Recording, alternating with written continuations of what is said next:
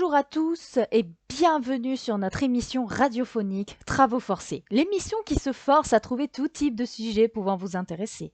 Aujourd'hui, nous parlerons de l'IETF et de son envie de développer les IoT, Internet of Things, ou plus connu en France sous le nom d'Internet des objets.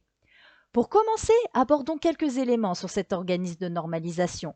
L'IETF, fondé en 1986, a commencé comme une activité soutenue par le gouvernement fédéral américain, mais depuis 1993, il fonctionne comme une fonction d'élaboration de normes sous les auspices de Internet Society, une organisation internationale à but non lucratif fondée sur l'adhésion. Tous les participants et les gestionnaires sont bénévoles. Ils sont organisés par groupes de travail répartis dans une dizaine de domaines d'intérêt, chaque domaine ayant un ou deux directeurs. Leur travail est habituellement financé par leur employeur ou leur commanditaire. L'Internet Engineering Task Force, donc le fameux IETF, élabore et promeut des standards Internet, en particulier les standards qui composent la suite de protocoles Internet que vous connaissez sous le nom de TCP, IP. L'IETF produit la plupart des nouveaux standards d'Internet. Le but du groupe est généralement la rédaction d'un ou plusieurs Requests for Comment, RFC, non donnés aux documents de spécification à la base d'Internet. Maintenant, cet organisme vous est plus familier. Nous pouvons aborder un de ces sujets d'intérêt, l'IoT, Internet des objets. Le terme IoT est apparu la première fois en 1999 dans un discours de Kevin H. Tong, un ingénieur britannique. Il servait à désigner un système où les objets physiques sont connectés à Internet. Il s'agit également de systèmes capables de créer et de transmettre des données afin de créer de la valeur pour ses utilisateurs à travers divers services. De manière générale, l'IoT met en œuvre deux types d'éléments pour interagir avec le monde physique. Des capteurs et des actionneurs. Les capteurs permettent de recueillir des informations depuis le monde physique et de les transmettre vers le système informatique. Les actionneurs permettent au système informatique d'agir sur le monde physique en modifiant son état.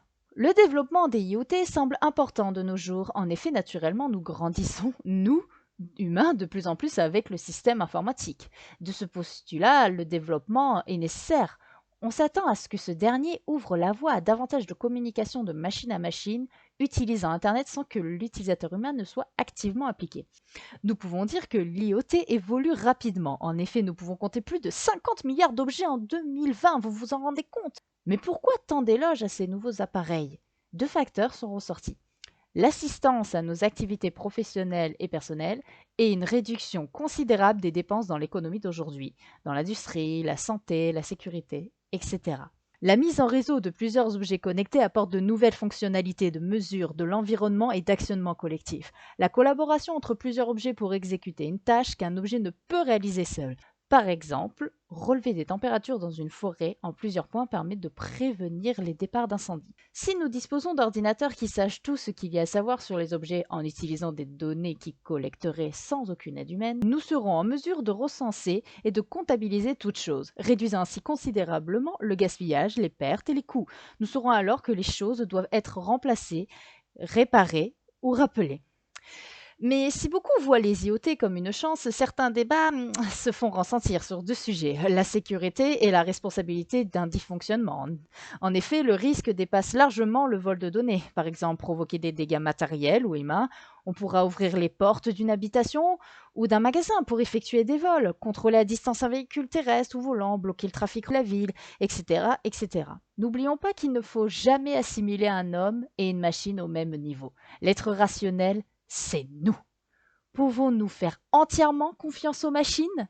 Et c'est ainsi que nos travaux se terminent par cette question. N'hésitez pas à nous parler de votre point de vue dans les commentaires et de nous proposer un thème pour la semaine prochaine.